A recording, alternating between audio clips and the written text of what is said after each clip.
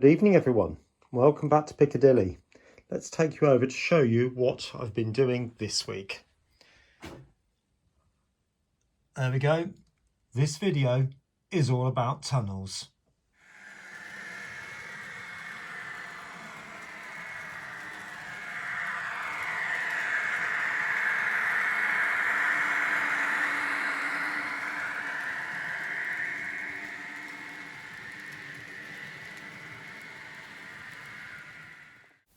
So the very first thing we need to do is to start thinking about making a template.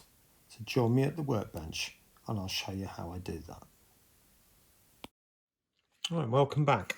Now what I've done is I've just taken a piece of A4 paper and tore it into 8 to make effectively an A6 piece of paper. So what I'm going to do is, this is just it's not important, but just a tin of paint purely as a hard surface. Put that behind and the piece of paper in there.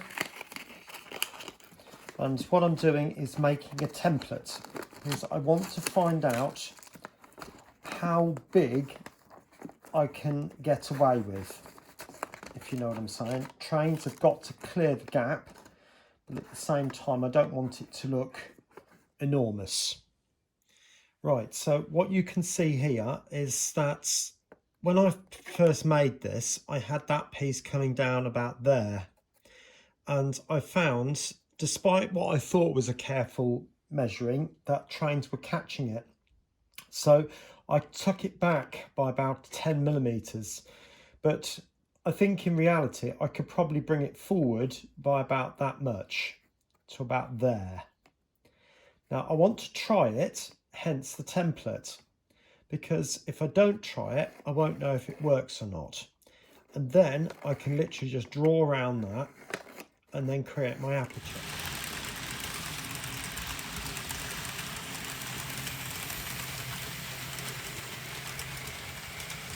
Well, as you can see, that seems to be okay for that direction.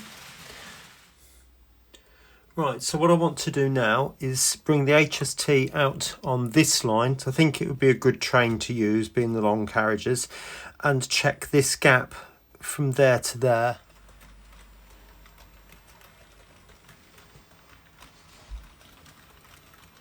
Yeah, well that seems okay. So what I'll do now is take it up to the incline and we'll have a look at this tunnel. Right, the HST is on its way up the hill, and we're now going to check the distances going through this tunnel, and if the white paper doesn't move, then we know we're all right.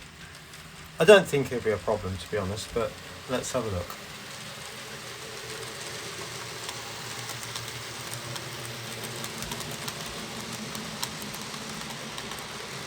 Yep, that seems to be okay, so I'll take it round to New Mills and bring it back on the other line. Right, the HST has just entered the tunnel, so it's coming out now. Again, I don't think this will be an issue. In fact, there's a huge gap on the left hand side, isn't there? So I might be able to bring that in a bit, actually. Well, just thought I'd show you what that looks like with just the cardboard mock-ups at the moment. I mean, this is going to be the card I'm going to use. It does look terrible at the moment, I admit that. Everything looks awful, but it will look good, I promise. And it's just going to take a bit of work, but I need to shave off a bit of this inside there. That I think is probably going to be all right.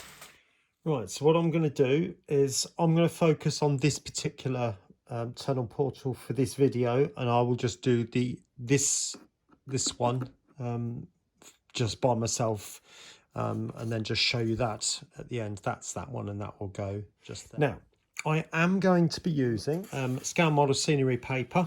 Now this is N-gauge paper. Now if you look carefully, you can barely see the bricks. So am I going to cut each one out? I'll let you think about that one. Right, so I've cut the border off. Now the way I'm going to do this, I always use a Pritt stick type glue stick to stick paper on. if you use PVA, it goes too wet and the paper will start crinkling up and it will look a mess. So putting that on there, yes, there is some excess glue. I'm really not that worried. Stick it down. Now I'm just lining it up with the bottom edge, just like that, and press it down, and then leave that a few minutes just to harden off.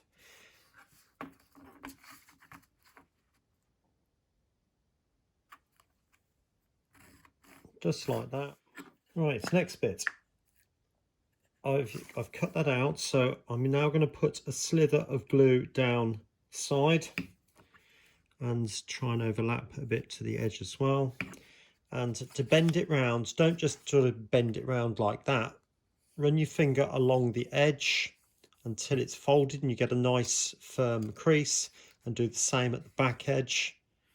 And by teasing it round one bit at a time, you will end up with a nice firm edge. Right, I just thought I'd show you this bit. I'm coming up to the wall, and you can see this is going to be curved. Now, if I try and just wrap that round, it's going to crinkle and look an absolute sight. So I'm literally just going to cut little V shapes out of it all the way along. And then I can fold each one over like that. It will be capped, so I'm really not worried that there's going to be tiny little gaps appearing, because there will be a capstone going across the top. Right, as you can see, I've now cut out all the relevant pieces, so they would go effectively like that, if that makes some sense, like that. But they look incredibly boring at the moment, so what I need to do first of all is to start tarting them up a bit with some decoration. Real bridges would have it, so I'm going to put it on here. Now, one of the things I'm going to put on first of all is like a ridge that runs across the top. So when I come to put the wing walls on, that same ridge can then be repeated onto this bit, and then there can be another line coming across from that wall which would meet up with that point, and so on down this side as well. Now, with the ruler and the scalpel on the back, so the blade will be facing upwards, I'm now going to score a line down through the middle. And then whilst that's lying flat on the table, let go, that's it. Take a piece of card and I'm going to put it on up to those two halfway marks I put on. So there's one there and one just there like that.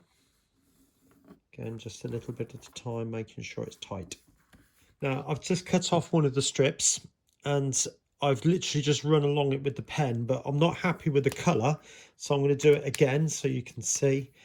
And what I was saying is it's these types of details that really do make a cardboard kit into a model, if you understand what I mean. Now, that is a bit dark, but it'll be on the bottom, so I'm not worried. Just go over it lightly and it will be fine. Right, next bit. What I've done is I've just taken some brick paper and just folded it back on itself like that, and then cut vertical strips. So the bricks are actually going this way, and you decide on how wide you want them. I'm just going to go for a vertical pattern. Now, I am going to colour the edges like I showed you with this bit, but then I'm going to space them out evenly. I don't know how many I want yet. If you remember what I was saying yesterday with regard to building the actual tunnel part of it now, because I need to start thinking about putting those bricks on the front, and you do that with the actual tunnel shape. Now, to do it, I need to know which direction the tracks are going in. So I've just taped some A4 paper onto the bottom of both tunnel mouths. And I'm going to take this up to the layout and then run my fingers along the tracks and then make some indents into the paper. And hopefully that should give me some idea where and which direction the track's going. I'll come back to you in a minute. Right, so there you can see I've put the paper, the whole thing's upside down, by the way, leaning up against this bottle. I've rubbed my finger over the tracks, so I've got an idea of the direction they go, and the same with that one. Now what I'm going to do now is remove these, and I've marked carefully onto the board where they go and where they fit, how they fit. And now I'm going to build the walls onto this and then remove the paper afterwards. Right, what I've done is I've cut some internal walls. Now I hope you can understand what's going on here. This will be the outside of the tunnel, and that bit there is the inside of the tunnel, and I'm going to build the arch top. All right, so what I've done is cut some sides 35mm high, because that's what my sides are on both bridges or both tunnels. And then, because these are curved, I've done the same as I did on the back scenes and scored those parts out, which just happens to be 1 centimetre or 10mm apart. So my next job is to now cut some more of these arches and place them all along different parts. So, well, that's the first one sorted. Hopefully you can see what I mean now by these sort of structures. So that it just literally just loops over. Now to put, if I just put this in, this is just a piece of card with the paper stuck to it. If I put that in there like that, it's a straight curve. Whereas if I take it out, you can see, hopefully, it's curving around the corner like that. You have to cut this sort of, I don't know, conical shape, so it's wider at the bottom than it is at the top. And that's because you're trying to accommodate a wider gap here than there. I hope that makes sense. So I'll do this one because that piece isn't quite right. So I'm going to put it in there like that. I'd mark on that angle and then cut that part off.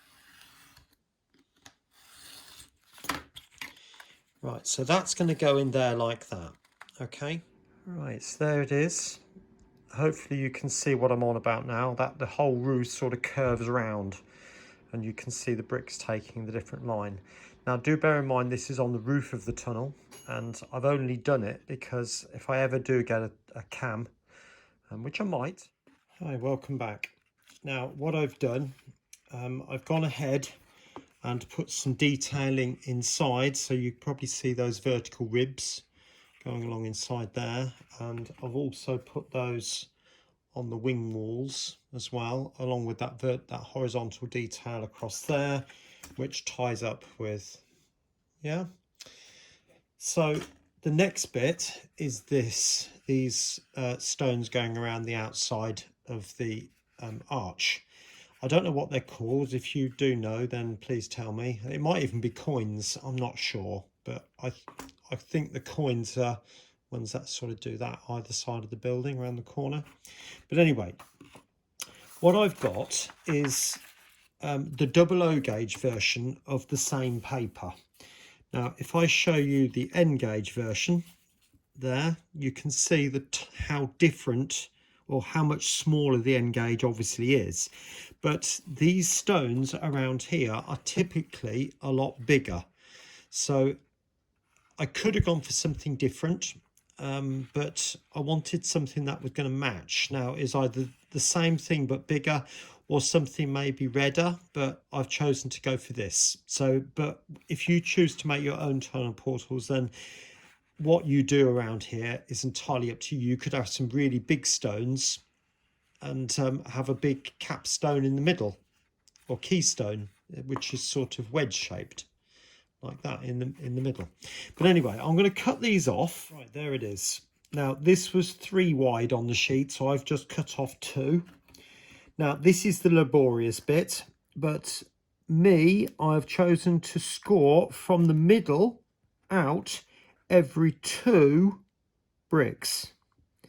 Now this is going to take a little while, I'm not going to lie to you, so I'm not going to do any more than that on cam, but hopefully you might be able to see what I've done there, certainly from the back. What I'm going to do first of all is put a bit of glue all the way around, up the side like that, inside. Now what you need is the flap side on the outside. So actually it will be that way on the outside. And the idea, if I can try and do this and show you at the same time, is to put it on so that it's halfway. Yeah, like that. So the flaps are halfway. That is quite important because otherwise they won't be even. All lined up. And the next bit is to put glue underneath each of the flaps and then fold them over. Right, so that's all done as well, and I've finished this part off too with the pilasters or whatever you call I don't know, and the detailing across the top, and also like I showed you before on the last clip with these bits around here. Now I have started to weather that one a little bit. Now I'm going to start to do that with this one. Oh, and the I forgot to mention the coping stones to go on the top, and I've done that on the side pieces as well, the wing walls. Oh, here. Now the whole thing, everything has had a very good coat or two of matte varnish, and that is very important. If you don't do that, the chance of the parts falling off as you wet them with the paint are just going to be high. The matte varnish seals it all in and protects the model. So that's that. Right, the first part of the weathering process, and I'm not going to go through literally every single thing with this, but to give you a flavour. Nuln oil, as you can see. I'm using the Citadel one. Go over the top and down. And the reason for that is because I want to highlight the details like that. Now I don't want it to look completely streaky, so I'm just going to wipe some of that off like that over the top of the coping stone area, just to bring some definition to those. Again, I don't want them to look, yeah, I think that'll be all right because they will darken down a bit. Now I'm going to go down the middle, the underside, like that, because it will get quite black in there, and I'm literally just going to dance the brush acrossways. Now, if you notice, each section turns a slight angle, and you must follow that angle, otherwise it won't look quite right. I'm just going to come down the sides like that, not the full distance, but just a bit. Right, next bit then. So we've got the Nuln oil on, and that's all dried up nicely. Now I'm going to go in with some black and grey. So that's the anthracite grey. I'll use a bit of that first. So dab it into the paint, and you want to get as much off the brush as possible. Now, because these bridges have been around since steam days, there's going to be a bit of a smoke residue around here over both tracks like that, and all down up inside. So I'm now going to switch to the black, dabbing it in and streaking it that way. So it's quite dry on the brush.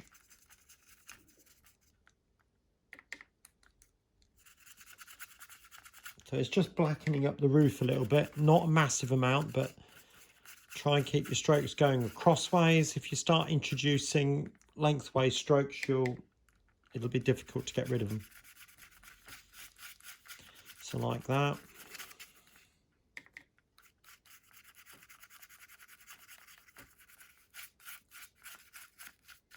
And I'm just going to force the paint down into that bottom corner of the roof, both sides. Okay, now spots on the side, not too many, less is more, but there would be a dirty haze along the bottom. So I am going to go sideways for that little bit because it would be quite dirty down there. Right, next stage then, we want to put some on the front. So I'm literally just going to dab some spots over the front of the model. Not a massive amount, but again, I do want to darken that smoke area up a bit more. It's gone a bit dark. It went a bit blobby there, so I'm just going to put the brush in all directions just to get it to go where I want, like that. Alright, so that's that bit. Right, wash the brush.